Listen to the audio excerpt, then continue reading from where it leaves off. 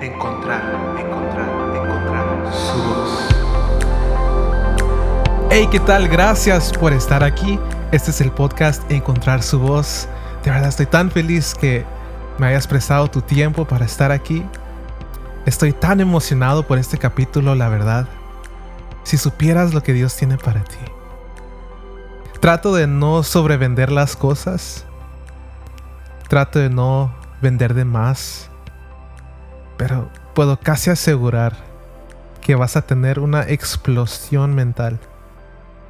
Vas a decir, wow, nunca lo había visto así.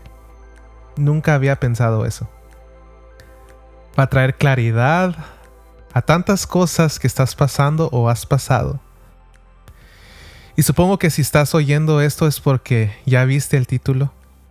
El tema de hoy es, no es tu pecado, es tu proceso. Y créeme que no es herejía lo que voy a decir. Todo esto está en su palabra. Pero va a haber un cambio de chip en nuestra mente. Por mucho tiempo, no sé por qué causa. Creo que es cultural. Hemos creído que lo que hacemos lo pagamos. Hemos creído que vivimos el fruto de las consecuencias de nuestras acciones. Y eso no es del todo cierto.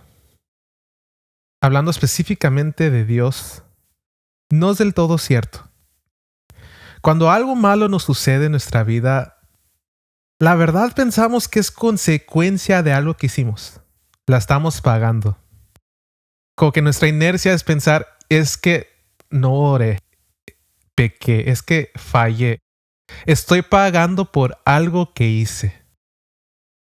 Subconscientemente pensamos de Dios como un policía listo para infraccionar al que le falla. Es rara la persona que puede decir, Dios, ¿qué hice? ¿Por qué me estás pagando así? No nos atrevemos a decir eso porque sabemos bien que hemos hecho cosas que no le agradan a Dios. Más bien pensamos, ¿por cuál de todas la estoy pagando? Y por supuesto que no desvalido que nuestras acciones no tienen consecuencias. No desvalido que el pecado no tiene consecuencias. Por supuesto que sí las tiene.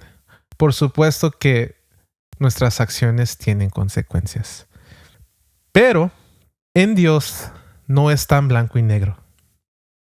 Me atrevería a proponer que la mayoría de cosas malas, o puedo decir malas entre comillas, la mayoría de las cosas malas que nos suceden no son consecuencia de nuestros pecados.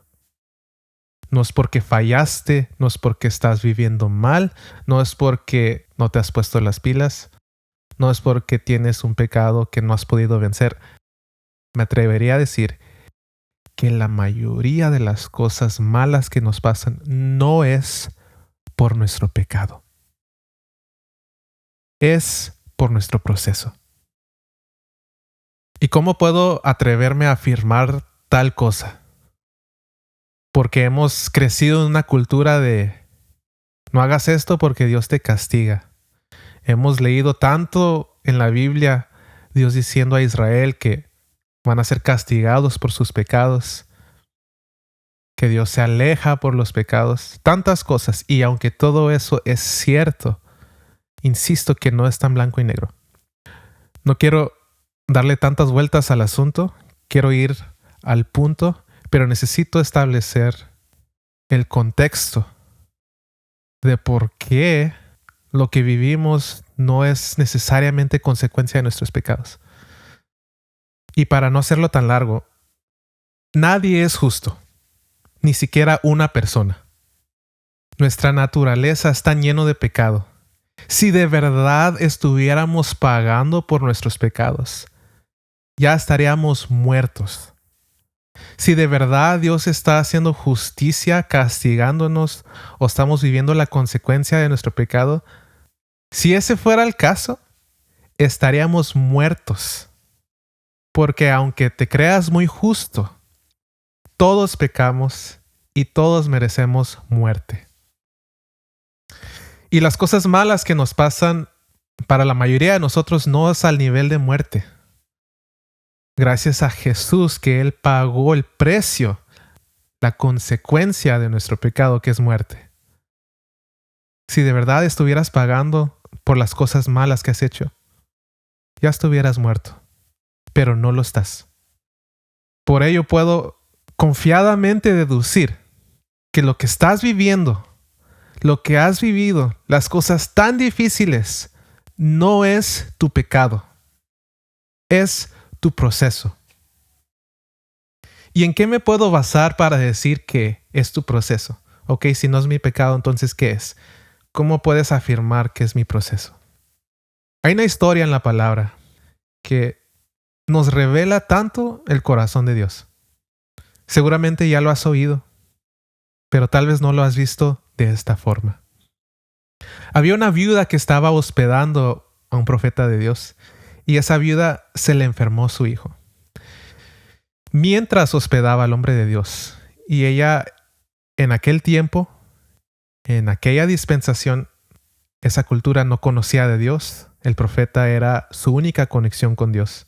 Mientras ella hospedaba su conexión a Dios, pudiera atreverme a decir, mientras hospedaba a Dios en su casa, su hijo se estaba muriendo. Mientras su presencia estaba en su casa, su hijo estaba muriendo.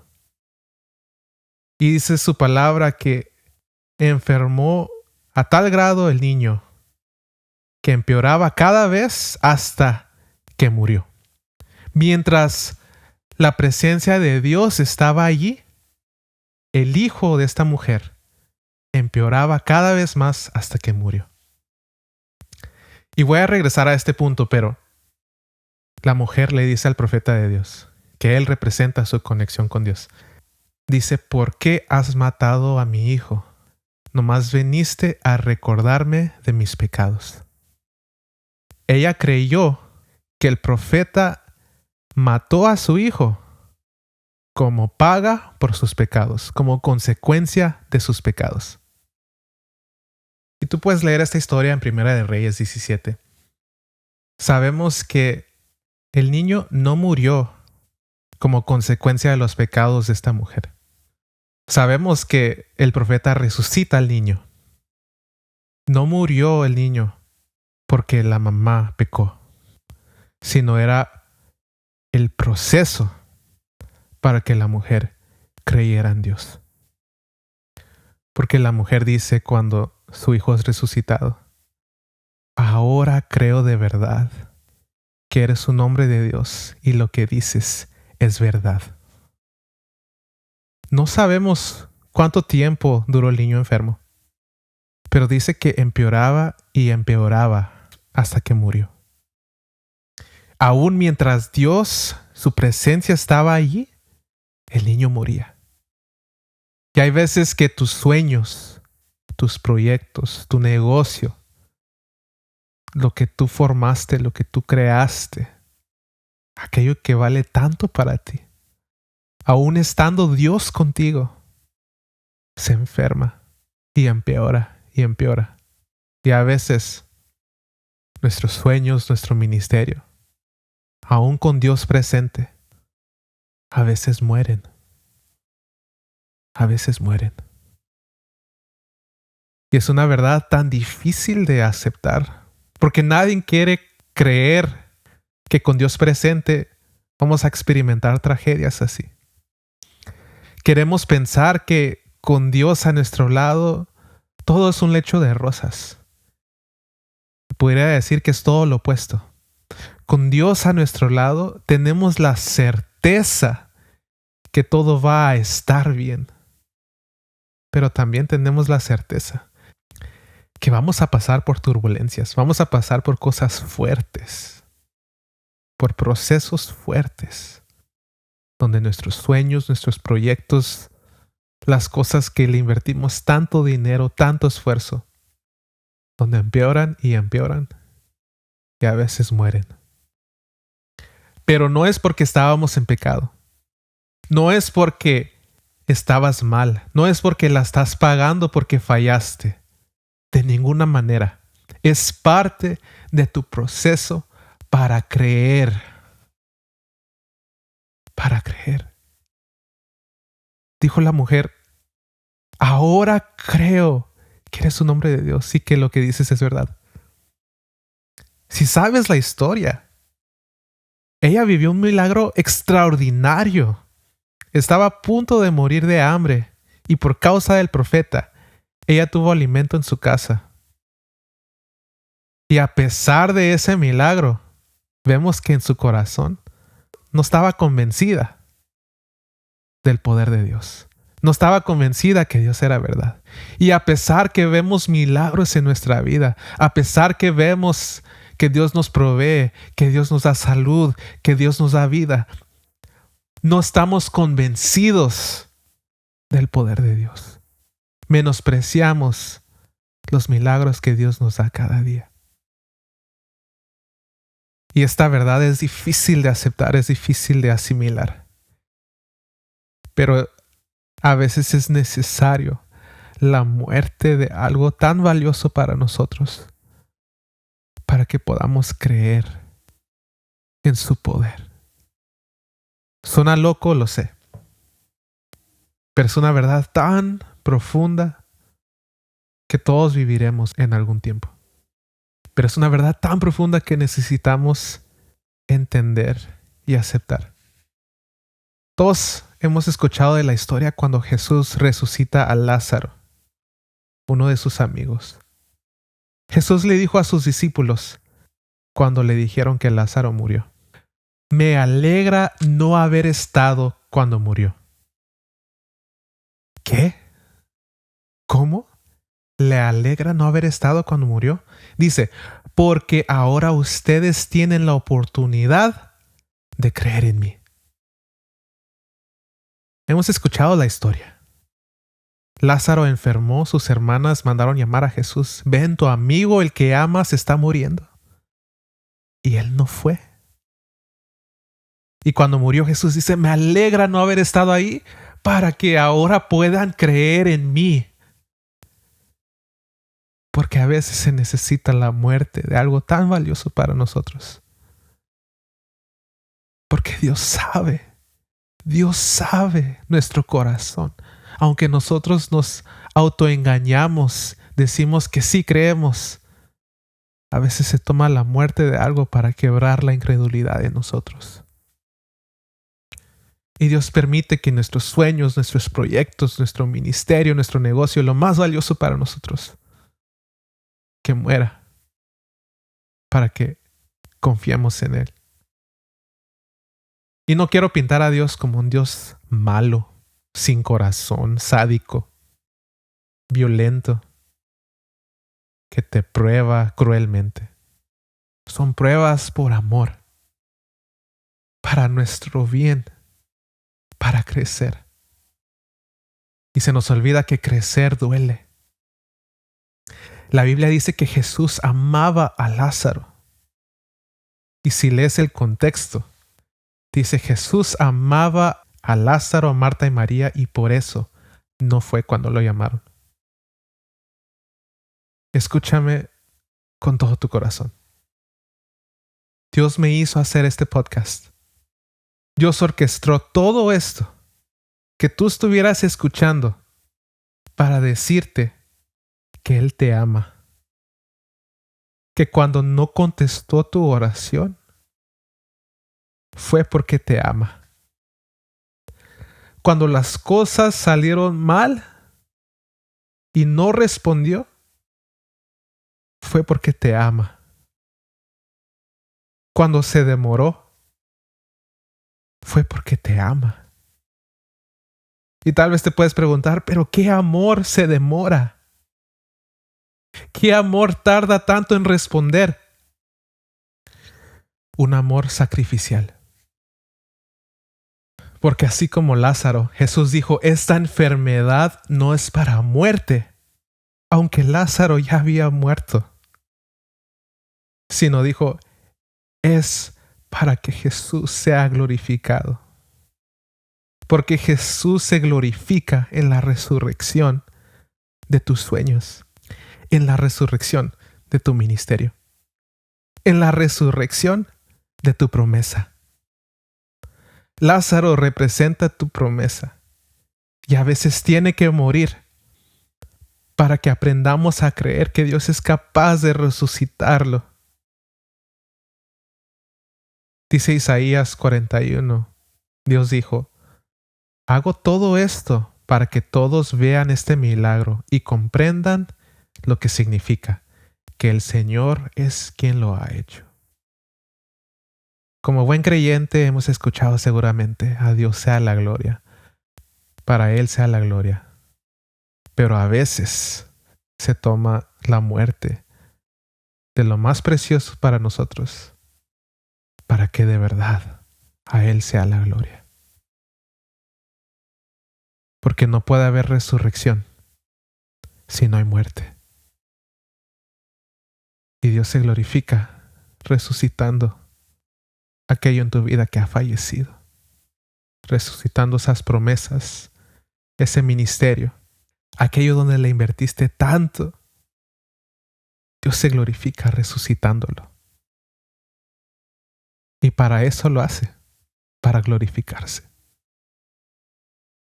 Había un ciego en la Biblia y los discípulos dijeron, ¿quién pecó? Él o sus padres. Y Jesús dijo, nadie pecó. Él no está así por consecuencia de pecado. Él está así para que Dios sea glorificado. Es difícil de entender, difícil de aceptar, pero al final del día, para eso nacimos, para que Dios se glorifique en nosotros. Y de verdad que Dios se glorifique, híjole, es un proceso tan difícil, porque algo tiene que morir. Pero al final del día, para eso nacimos, para que Él se glorifique. Y Dios quiere resucitar tus sueños. Dios quiere resucitar tus promesas, tu ministerio. Dios lo quiere resucitar. Y la pregunta del millón, ¿y por qué no lo ha resucitado? Si Dios se quiere glorificar en mí, si Dios tanto me ama, si lo hizo por amor, ajá, sí, claro, ¿por qué no lo ha resucitado? Al grano, sin máscaras, sin frases religiosas. Si es cierto que Dios orquestó todo esto, ¿por qué no ha resucitado lo que me prometió? ¿Por qué ha pasado tanto tiempo y no lo ha resucitado? Es una excelente pregunta. Y creo yo que la respuesta está en la historia del comienzo, de la viuda que su hijo murió cuando hospedaba al profeta. Cuando la mujer le preguntó al profeta que por qué mató a su hijo, no contestó la pregunta. No se defendió, nunca dijo nada. No trató de justificar lo que sucedió. Simplemente dijo, dame a tu hijo. Como repetía al principio, Elías era la única conexión que ella tenía con Dios. Elías representaba a Dios en esta historia. A veces preguntamos a Dios, Dios, ¿por qué pasó esto? ¿Hasta cuándo tendré que esperar? Y creemos que necesitamos oír una respuesta, una explicación divina de por qué pasó lo que nos sucedió. ¿Por qué pasaron las cosas así? Creemos que una respuesta de, resulta que todo fue un plan de Dios para llegar de aquí, para llegar allá. Una respuesta no es lo que necesitamos oír. Una respuesta de claridad no es lo que necesitamos. Y me atrevería a decir que Dios nunca nos dirá por qué. O sea, hablando específicamente de tu situación, no creo que Dios te va a decir, esto sucedió para lograr esto o para lograr el otro. No creo. Sino creo que Dios nos dice, como Elías le dijo a la mujer, no te voy a contestar. Simplemente dame a tu hijo. Tenemos que darle a Dios ese sueño muerto. Darle a Dios ese ministerio muerto. decirle a Dios, Dios, yo ya intenté con mis fuerzas. Hice todo lo que sabía hacer. Puse todo de mi parte y nada resultó. Lo traté de resucitar y no pude. Y entregárselo a Él. Decirle a Dios, te entrego mi hijo, te entrego mi proyecto, te entrego mi matrimonio, te entrego todo lo que me está pasando. Lo pongo en tus manos y te cedo el control total. Y ya no te vas a preocupar por cuándo va a resucitar. Sabes que va a resucitar, no sabes cuándo, pero no te vas a preocupar del cuándo, porque ya lo pusiste en las manos de Dios. En oración tú dijiste, Dios, te lo entrego, no me voy a preocupar. Y parte de entregarle a Dios nuestros sueños, parte de cederle el control, es de que ya no vamos a dirigir el proyecto, nuestros sueños, nuestro negocio, bajo nuestro criterio, sino bajo el criterio de Dios. ¿Y qué significa eso? Vamos a obedecer su palabra ahora sí. Porque entregué a Dios mi sueño muerto. Ahora necesito obedecerlo a Él porque Él se va a encargar. Si no oraba, ahora necesito orar porque Él se va a encargar. Si no le daba a Dios lo que le pertenece, ahora se lo voy a entregar. Si Dios dice perdona, ahora tengo que perdonar. Si Dios dice ayuna, ahora tengo que ayunar.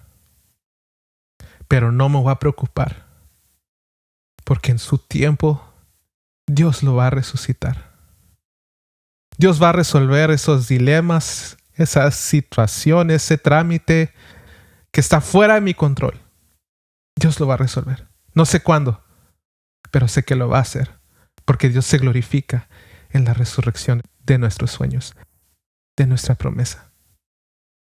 No es tu pecado, no es que fallaste, no eres un fracaso.